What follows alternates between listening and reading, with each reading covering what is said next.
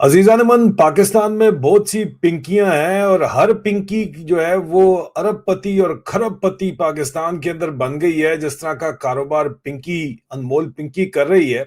और आज पिंकी का किस्सा और बहुत सी पिंकियां दुबई दौड़ रही हैं, उनका किस्सा। और इंडियन प्राइम मिनिस्टर मोदी भी दुबई गए हुए थे, वो किस्सा और उसकी हकीकत आपको बयान करने वाला हूं। पाकिस्तान में एक ट्रेंड चल रहा है, हर कोई दुबई जा रहा है, लेकिन दुबई जाके दुबई रहने के लिए नहीं जा रहा, दुबई से भागने के लिए जा रहा है। ये कहानी क्या है ये आपको बताऊंगा। और ये जो पिंकी वाली स्टोरी है, ये हमारे दोस्त हैं इम्तियाज चांडियो। अगर आप उनको फॉलो नहीं करते तो हम तो आपको कहेंगे कि बहुत जरूरी है कि फॉलो करें। इम्तियाज चांडियो साहब का यूट्यूब के ऊपर जो है वो चैनल भी है, और इम्तियाज चांडियो जो है वो एक्स के ऊपर भी है। और इम्तियाज चांडियो ने ये जो तस्वीर शेयर की है, उन्होंने लिखा है, जनाब, ये महकमा आपाशी सिंध की खरबपति पिंकी अबू धाबी रवाना। महकमा आपाशी सिंध के अरबों रुपए लूटने वाली जूनियर और गैर कानूनी तैनात सेक्रेटरी जरीफ खेड़ो नैब की तहकीकात के बावजूद अब तक न सिर्फ अहम ओहदे पर फायज हैं, बल्कि वो छुट्टियां लेकर बैरून मुल्क जाकर लूटी हुई दौलत को भी ठिकाने लगाता है।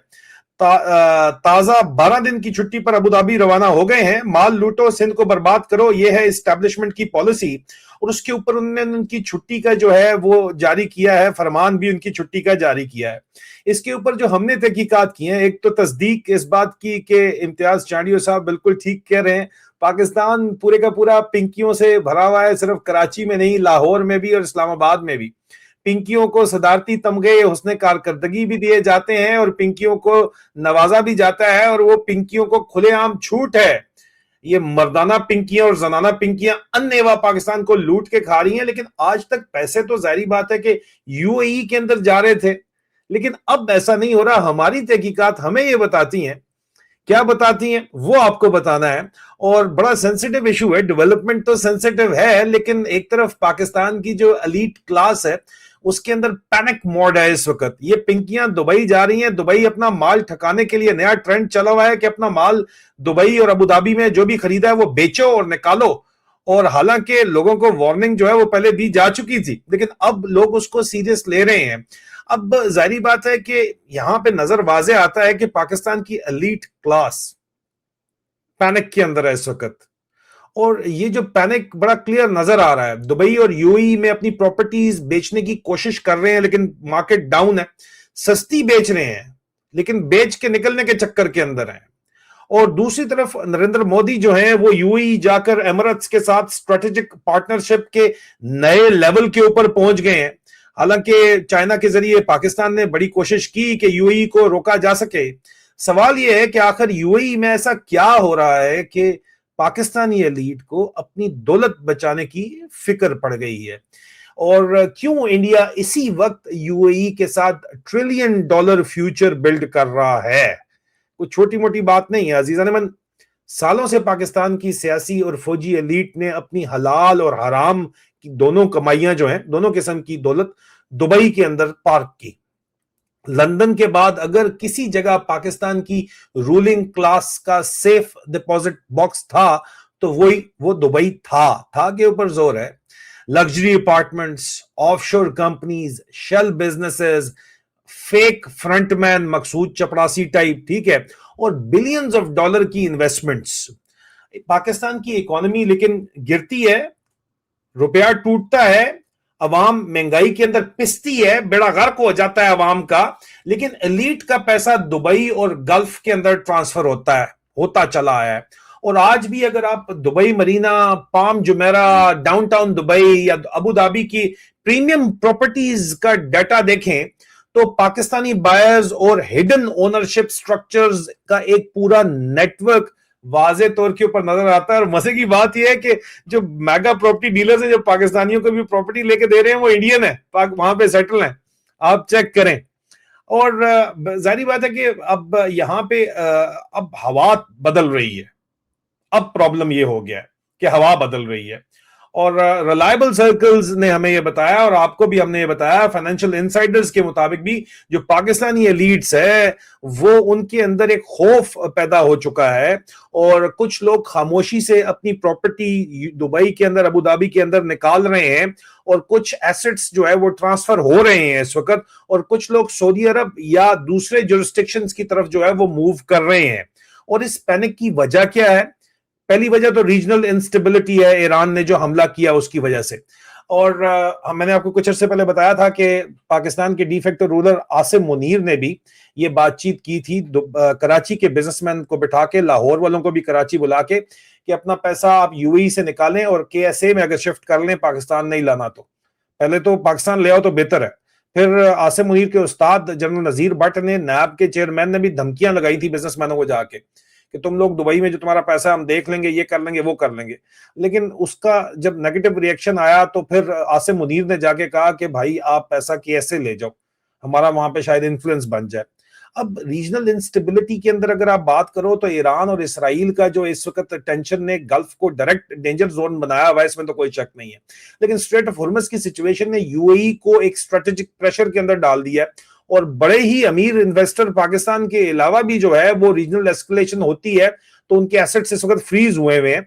सैंक्शंस या फाइनेंशियल स्क्रूटनी भी बढ़ सकती है। दुबई, हो सकता है यूएई गवर्नमेंट कहे कि हम इतनी जल्दी अपना पैसा नहीं निकालने देना चाहते, क्योंकि पैसों के सोर्सेज अगर उन्होंने मान लिए कि सोर्स ऑफ फंड्स क्या है तो वहीं पे सारा मामला हो जाएगा।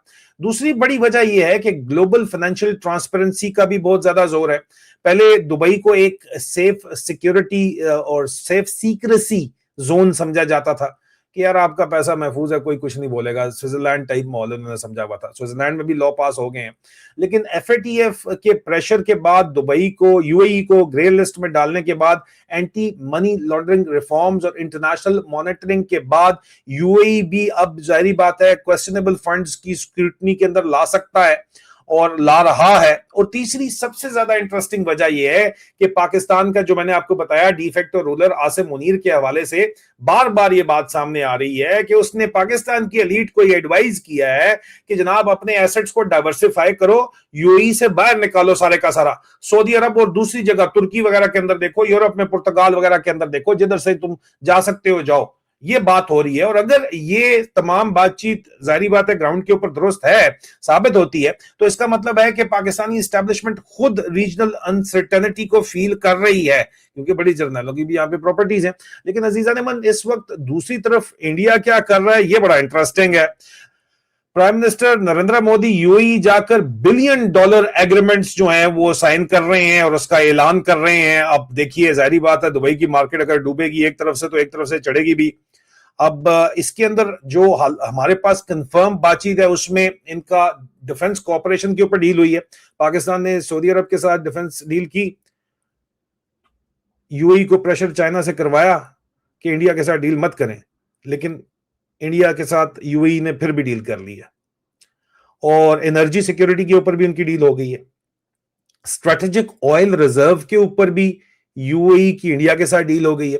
और ईरान अगर झगड़ा दरमियान में डालेगा तो ईरान के वजीर खारजा पिछले 2 दिन से न्यू दिल्ली के अंदर मौजूद थे। Indian national security adviser Ajit Doval से उनकी मुलाकात हुई है और उस मुलाकात में जो बातचीत हुई है वो मैं आपको कल बता चुका हूं। मैं रिपीट नहीं करूंगा कि मैंने आपको जो बताई है बातचीत, लेकिन मुलाकात जो हुई है अब्बास अरागची की इंडिया के नेशनल सिक्योरिटी एडवाइजर से, जाहिर बात है कि इंडिया ने दोनों तरफ मामला जो अब ठीक कर लें, यूनिक पोजीशन के अंदर है। अब्बास अरागची क्या चाहते हैं उसके ऊपर मैं तफसीलात कल दे चुका हूं, मैं लिंक डिस्क्रिप्शन के अंदर डाल देता हूं। अगर आपने वीडियो नहीं देखी तो दोबारा देख लीजिएगा। लाइव स्ट्रीम के अंदर मैंने बड़ी लंबी चौड़ी इसके ऊपर, कल की लाइव स्ट्रीम में मेरे, आप @SoldierSpeaksReloaded के लाइव्स में जाएंगे तो कल 14 मई 2026 की शाम की जो लाइव स्ट्रीम है उसमें बड़ी तफसील के अंदर मैंने ये गुफ्तगू आपको बताई है कि हुआ क्या है। अब यूएई के साथ जाहिर बात है डिफेंस एग्रीमेंट करने के बाद आर्टिफिशियल इंटेलिजेंस के ऊपर भी एग्रीमेंट, तेल की सिक्योरिटी के ऊपर भी एग्रीमेंट कर दिया, और यूएई इंडिया में $5 बिलियन का इन्वेस्टमेंट पैकेज, ये आपको नजर आ रहा है, अनाउंस कर दिया। यानी पाकिस्तान की एलीट दुबई से पैसा निकालने में और फरार होने के अंदर बिजी है और इंडिया यूएई के पैसे अपनी इकोनॉमी के अंदर ला रहा है। और डिफरेंस देखिए कि एक मुल्क की एलीट एसेट्स बेचने के अंदर लगी हुई है पाकिस्तान की, दूसरा मुल्क अपने मुल्क का फ्यूचर बिल्ड कर रहा है, आम शहरियों का फ्यूचर बिल्ड कर रहा है। फिर बोलो ये रा रा रा, ये रा रा नहीं है भाई, ये हकीकत है जो मैं आपको बता रहा हूं। खुदा का वास्ता समझने की कोशिश करें। इंटरनेशनल रिलेशन में सिंबल्स बहुत ज्यादा मैटर करते हैं। ये सिंबॉलिक बातचीत है, ये बहुत ज्यादा मैटर करती है।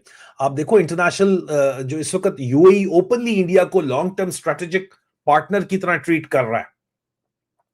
ट्रेड वॉल्यूम $100 बिलियन तक पहुंच गया है और टारगेट 2032 तक $200 बिलियन इन्होंने किया है कि 2032 तक $100 बिलियन हमारा ऑलरेडी चल रहा है। ट्रेड 200 बिलियन पे लेके जाएंगे यार।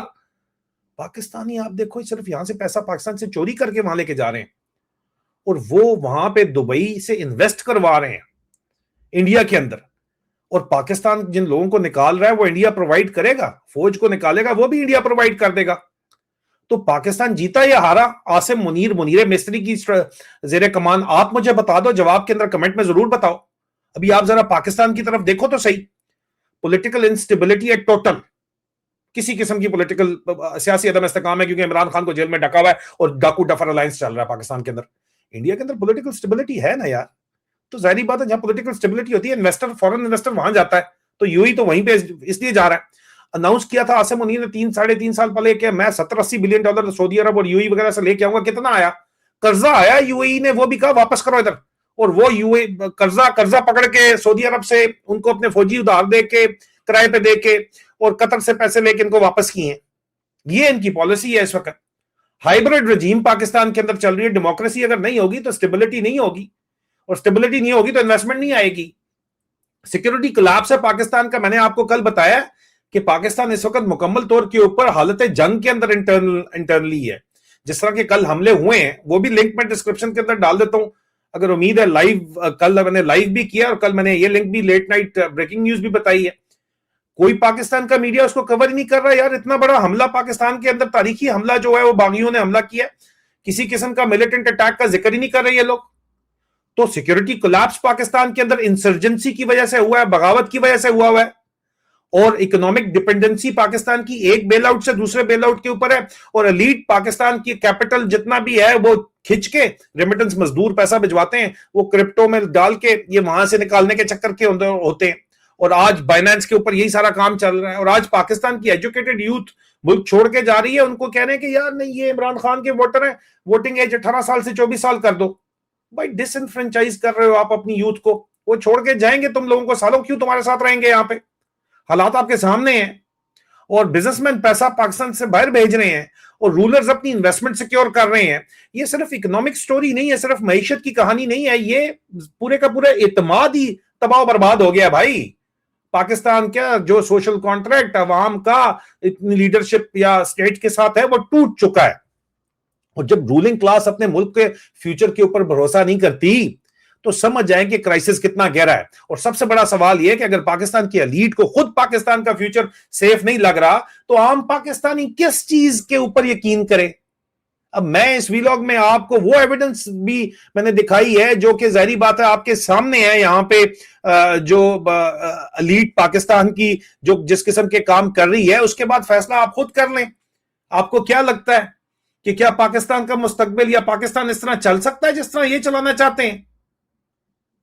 कमेंट्स के अंदर जरूर बताइएगा। अपना ख्याल रखिए। बहुत जल्द दोबारा मुलाकात होती है। खुदा हाफिज।